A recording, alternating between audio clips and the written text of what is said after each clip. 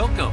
I'm Doug Morgan, and you're listening to Uncommon Sense, where we hunt for the truth in the topics you're not supposed to talk about, Christianity and politics.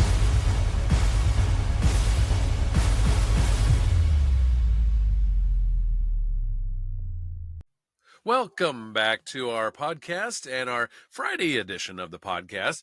And every Friday we call it FOMO Friday because we don't want you to have that fear of missing out on what's happening on around you, both here in the United States and around the world. And just, because you're not listening to propaganda media anymore, you don't want to have that fear of missing out. And so we take care of that for you here on the podcast. And of course, the big thing going on is the big, beautiful bill did pass through Congress, and it's on the desk of Donald Trump. Donald Trump has said he's going to sign it today. And in fact, he's going to sign it in great fashion with a flyover of B-2 bombers and F-35s and the like. So it's going to be a big deal on the 4th of July edition of things. This 4th of July, it's going to be neat to have it kicked off with the big, beautiful bill being signed. And whether or not you liked the big, beautiful bill or not, I would say that it needed to happen no matter what. The fact that the tax credits, or not really credits, but the tax reductions that he put into the tax code on his first term would have expired, and thus we would have seen basically a tax hike.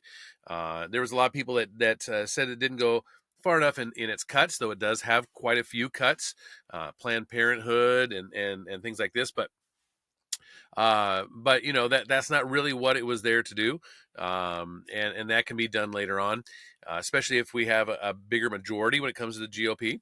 But yeah, it did, and a lot of people said that it is going to add to the deficit. Well, some of that is just accounting tricks. So in other words, it's whether or not you considered the tax relief from his first term permanent or not, and it wasn't permanent. So if you count it as permanent, then you say, okay, yeah, well, it added to the deficit. But if you didn't think that, if you knew that it wasn't permanent, that it did sunset, then you cannot count that as adding to the deficit. There's a bunch of other accounting stuff, and we could get into a whole podcast on that. We won't do that today, but that's, of course, one of the big things coming out. Well, from a series of articles from the Daily Wire comes this one, and I guess let me take a step back. We used to have a feature here on the podcast on FOMO Fridays where we would start out the podcast with the Doge report. We haven't had a Doge report for a little bit, but I kind of wanted to go back and kind of do something similar, and it's not a Doge report, but the Department of Justice announced the results of its annual healthcare fraud takedown this week, in which they charged 324 defendants with $14.6 billion with a B of medical fraud. Well, defendants include 96 licensed medical professionals in 50 federal districts and 12 state attorneys general's offices across the United States. Quote, with more than $13 billion in fraud uncovered, this is the largest takedown for this initiative to date. This is what the FBI Director Kash Patel said. The initiative identified $2.75 billion in fraud in 2024 and $2.5 billion in 2023. Quote, the government seized over $245 million in cash, luxury vehicles, cryptocurrency, and other assets. The Justice Department made that statement. And in addition, the Centers for Medicare and Medicaid Services prevented over $4 billion from being paid in response to false and fraudulent claims, and that it suspended or revoked the billing privileges of 205 providers in the months leading up to the takedown. Civil charges and settlements amount to another $48.5 million. The busted fraud schemes involved identity theft, fraudulent wound care, prescription opioid trafficking, and fake telemedicine claims.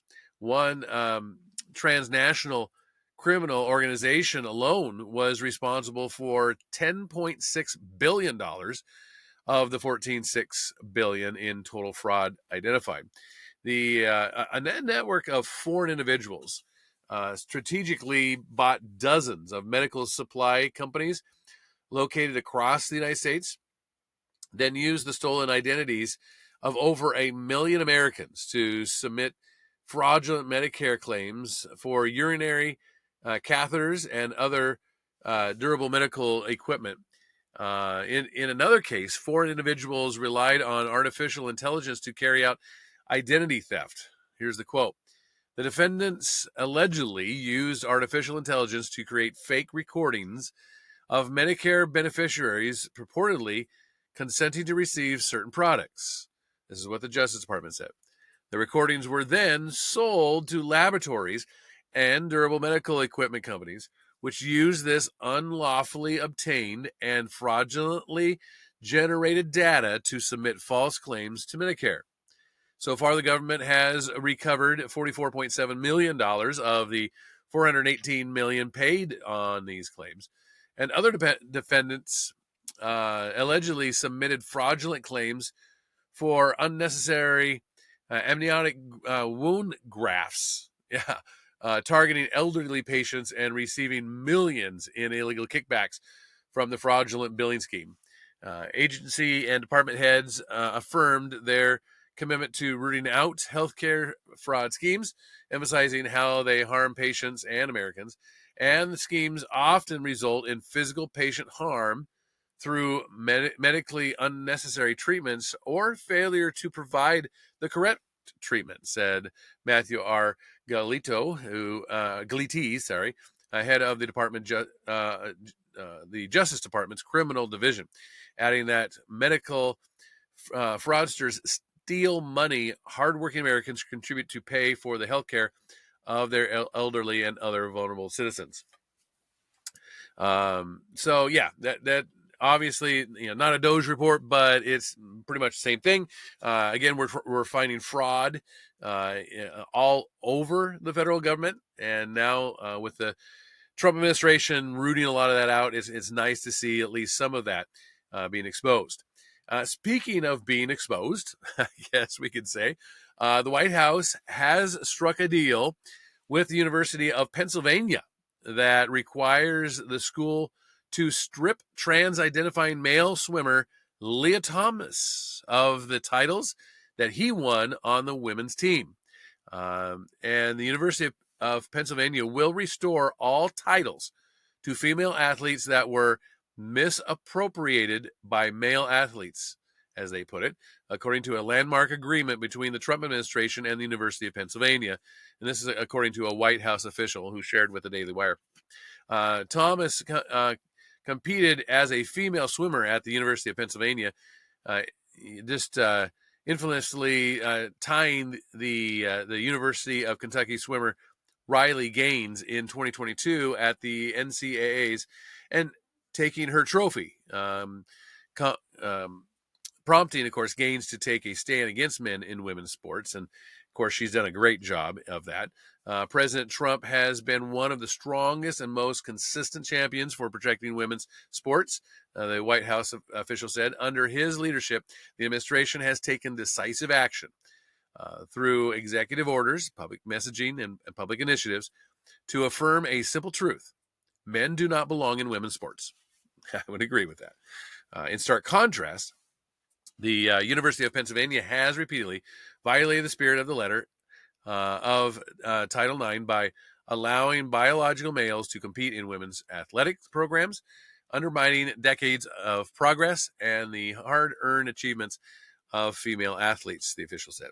Now, under the new agreement, the school is promising to comply with Title IX, the federal civil rights law that prohibits sex discrimination in schools that receive federal funding. Of course, the Biden administration tried to add trans individuals to that. The University of Pennsylvania will not allow males now to compete in female sports or use female intimate facilities and will adopt biologically based definitions for male and female that comply with Trump's executive orders on the issue. The school will also send a personalized letter of apology to each impacted female swimmer, according to the agreement. Gaines is one of the female athletes who could receive a letter. She spoke at a White House event on Thursday, celebrating the agreement along with several other female athletes who competed with trans-identifying males. And shortly after Trump took office, the NCAA, which of course governs the sports for more than 500,000 college athletes, well, they changed its transgender athletic policy to limit competition in women's sports to student athletes assigned female at birth only, as they put it. However, the Trump administration continues to pressure several blue states that still allow trans-identifying males in women's sports. Last week, the Department of Education announced that California was officially in violation of Title IX because the state allows men to compete in women's sports. And the administration gave California 10 days to comply or face losing federal funds. So we'll keep an eye on that story and see how that goes. Can't imagine California's going to turn and change things, but money talks. So we'll see. We'll see what happens there. You may have heard about Alligator Alcatraz. Alligator Alcatraz is let's say it this way. President Donald Trump is set to visit Florida's newest illegal alien detention facility, and that's dubbed Alligator Alcatraz. and officials say that the site will not only increase the federal government's holding capacity, but also provide ICE with a detention facility that is nearly impossible to break out of. Construction began on the location, which was an old aircraft training site, in early June, and the facility is expected to have space for around 5,000 illegal aliens. It is expected to be operational even this week, and will include laundry facilities, air conditioning, and medical care.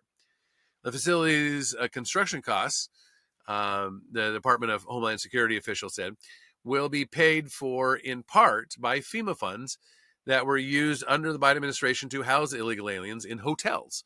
So instead of putting them up in the Ritz, they're going to be amongst the alligators on Alligator Alcatraz. Well, the site's nickname is a nod to the harsh conditions that actually made an escape from the notorious California prison, Alcatraz, incredibly treacherous and virtually impossible. Though Alligator Alcatraz isn't tucked away on an island like its namesake, the facility's security is similarly bolstered by a harsh landscape that would require escapees to contend with the forces of nature, of course. Satellite images indicate that the ICE detention facility is being built at the Dade Collier Training and Transition Airport, a 39 square mile site nestled kind of deep within the Florida Everglades. And it's a nearly 40-mile drive from Miami. So, yeah, it's out there a ways. Illegal aliens detained at the new ICE facility have little hope of escape.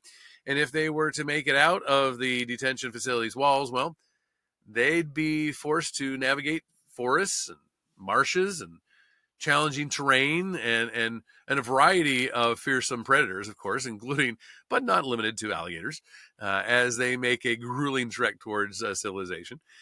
Both White House Press Secretary Carolyn Leavitt and Florida Governor Ron DeSantis touted the security of the site and the natural deterrence, as they put it, that await illegal aliens who somehow break out of the facility.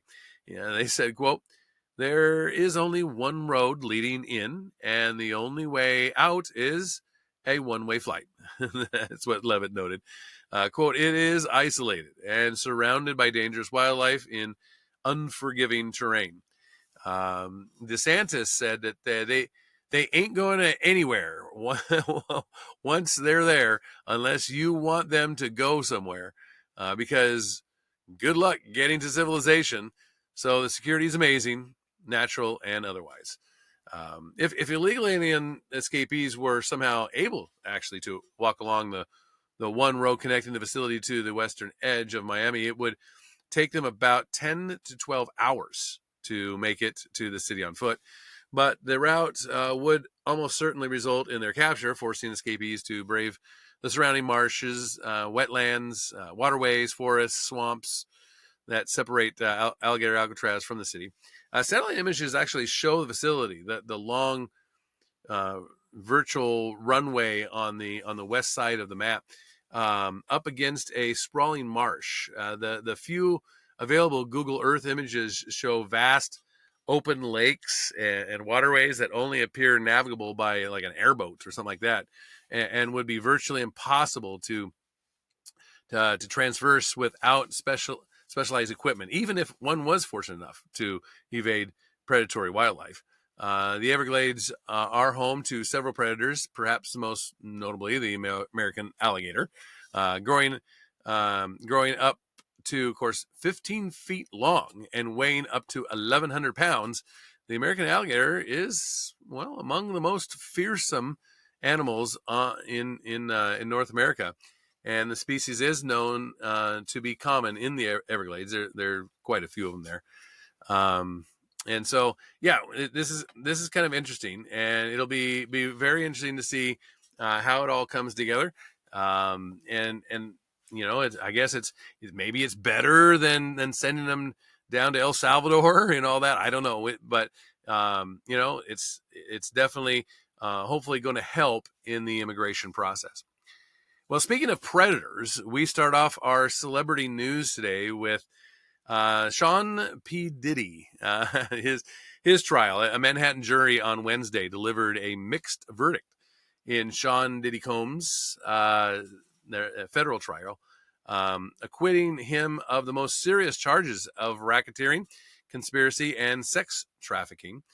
Jurors found Combs, who's 55 at this point now, guilty on 2 counts of transportation to engage in prostitution. He faces up to 10 years in prison. Ultimately, Combs was found guilty on count 3, the Mann Act transportation of his ex-girlfriend, Cassie Ventura, and on count 5 of the Mann Act transportation of his former girlfriend, Jane. It was a Jane Doe type situation there. During the weeks-long trial, prosecutors accused Combs of using his wealth and fame to coerce ex-girlfriends into drug-fueling marathons of sexual exploitation, known as freak-offs. In November of 2023, Ventura filed a civil lawsuit accusing Combs of rape, repeated physical abuse, and years of abuse. The lawsuit was settled within 24 hours, though, but it was followed by a series of additional civil complaints from other alleged victims with similar complaints. And next, federal authorities launched a criminal investigation into the rap mogul. In March of last year, federal agents raided Combs' home in Los Angeles and Miami as part of a federal sex trafficking probe. The raids resulted in Diddy being charged with sex trafficking, transportation of prostitution, and racketeering. The trial began in June in Manhattan federal court. The rapper pleaded not guilty to all charges and now has been convicted of 2 of the 5. And I will say, in this case, his defense was, I'm really bad guy who did a lot of really bad things. I just didn't do those bad things. So when you have a defense of that, it usually doesn't go real well. Now, I would say in this case, it went about as well for him as maybe could be expected, because of his ex-girlfriend's emails and things like that basically said, that she was kind of a part of this too. it was going to be hard to convict him of the ones that he was eventually found not guilty of. So anyway, we'll see. It looks like he could spend some time in prison, but we'll keep our eye on that. And of course, another, I guess, I don't know if I should call this celebrity news, but it's when a lot of people have been watching it. It comes out of the state of Idaho, Boise, Idaho. A man charged with stabbing 4 University of Idaho students to death in 2022 pleaded guilty on Wednesday to first-degree murder in a plea deal with prosecutors that spares the former graduate student in criminal justice the death sentence. So he's not going to get the death sentence. He's 30, and you probably know his name. I'm not going to say it here again. We kind of have a policy here on the podcast, so we don't say the names of mass murderers and things like that, because that's kind of what they want, in the long run, right? But he previously pleaded not guilty to first-degree murder and burglary charges in a gruesome multiple homicide in 2022 that really stunned the small college town of Moscow in the northwest Idaho and drew national media attention. The plea agreement, as outlined in the court by the judge, calls for him to be sentenced to 4 consecutive life terms in prison and waive his rights to appeal or seek reconsideration of the sentence. So he can't do any of that. He's basically not going to get out on parole. Is what he's just going to spend. He truly is going to spend life in prison, it looks like here. Now, relatives of at least 2 of the victims attended Wednesday's court hearing, and according to the news media accounts, the families were divided about the plea deal. This gentleman, who has remained in pretrial custody since his arrest more than 2 years ago, was due to return to court for formal sentencing on July 23rd to the 24th. Now, under questioning from the judge, he stated that he was pleading guilty as charged to 4 counts of first-degree homicide and a charge of felony burglary. He also asserted that he was doing so freely, believing it to be in his best interest, and was satisfied with his legal counsel and understood the consequences of the plea. So yeah, I mean, he obviously is going to get out from being able to be put to death, which actually in this case looked like it might be likely. But he is going to spend life in prison. He did not show any emotion or anything like that at the time, which is kind of interesting. So because just kind of the makeup of this individual looks like that he is not inclined to really have much emotion. But the family of Goncalves in a statement through their attorney criticized the plea agreement as a mishandled secretive deal and hurried effort to close the case without any input from the victims' families. And asked outside the courthouse prior to Wednesday's hearing whether he believed the 4 life sentences provided justice in the case, the victim's father, Steve, said that no, of course not. It's daycare. Prison is daycare, and so he doesn't think that things are going to go.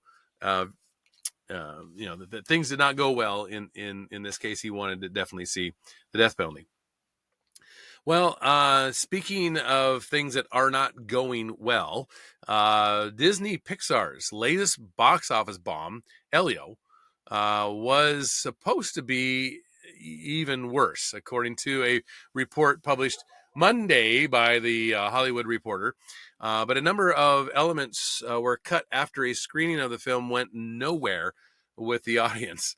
The movie's titular character was originally written as a queer-coded, as they put it, queer-coded, which is a nod to the film's original openly gay director, Adrian Molina, with photos of Elio's bedroom that suggested that he was crushing on a boy, and a scene where he shows off the clothing he created from trash that he found at the beach.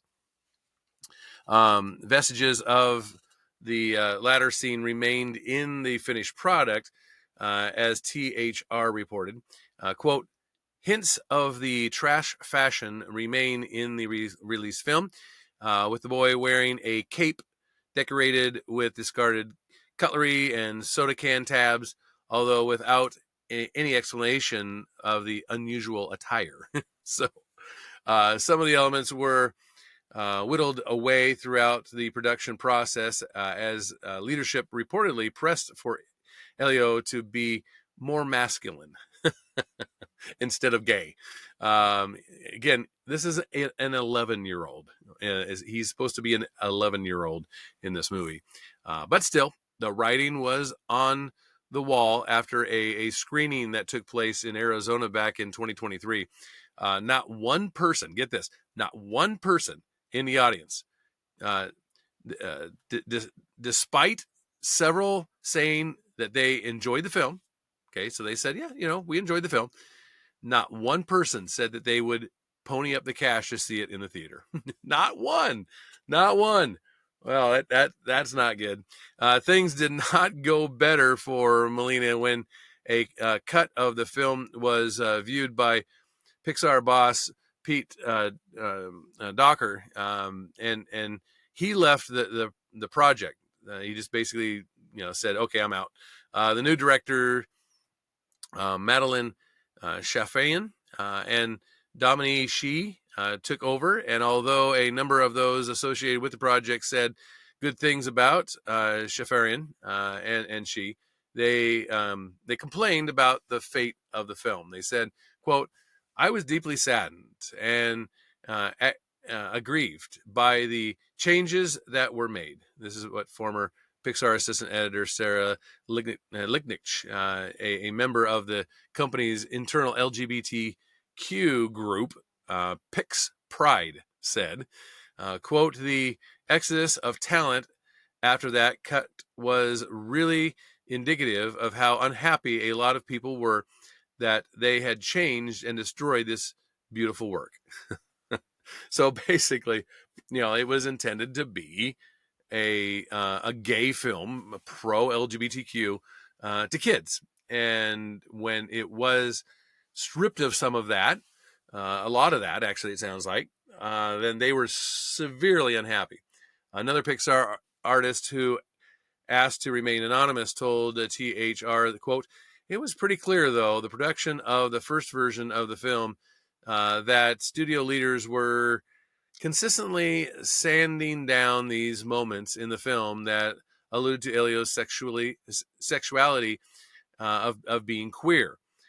Suddenly, you remove this big key piece, which is all about identity, and Elio just becomes about totally nothing.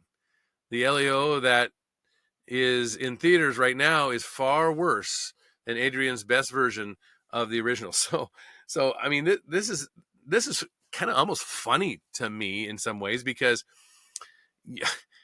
basically what he's saying is the movie sucks, right? Without him being gay, the movie sucks. So really, the movie sucks, and that's why it's flopping.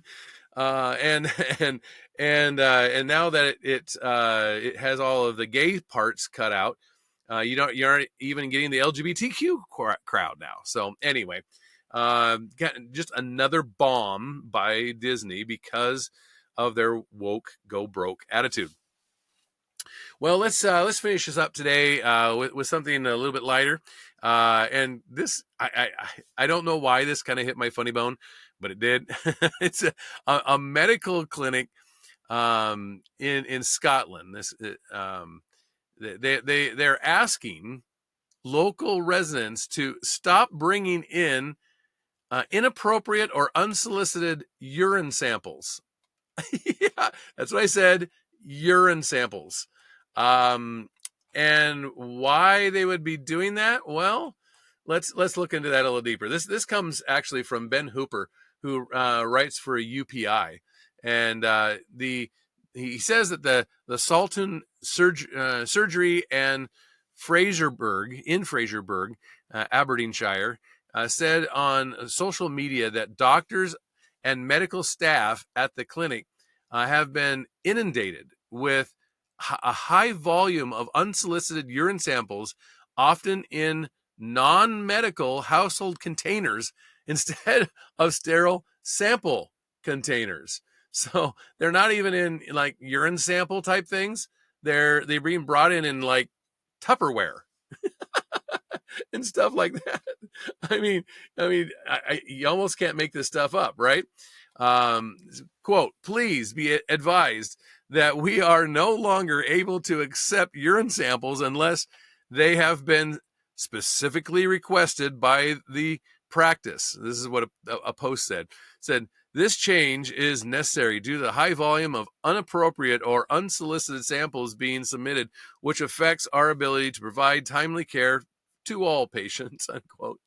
The British Medical Association, Scotland, representative explained doctors need to perform an examination before they can interpret urine test results.